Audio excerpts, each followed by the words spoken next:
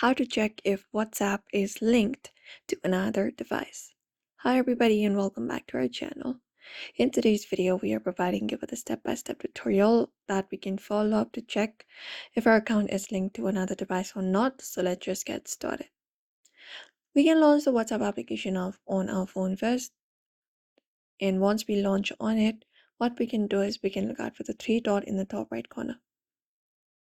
Once we tap on it, a menu appears. Now all we gotta do is select this option called linked devices. And that should open up this section.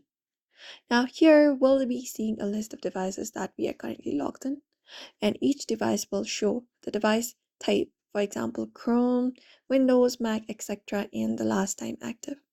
It will show us that if we see a device that we do not recognize, our account may be accessed elsewhere.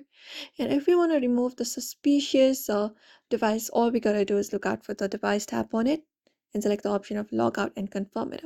And that way we can remove the suspicious device as well.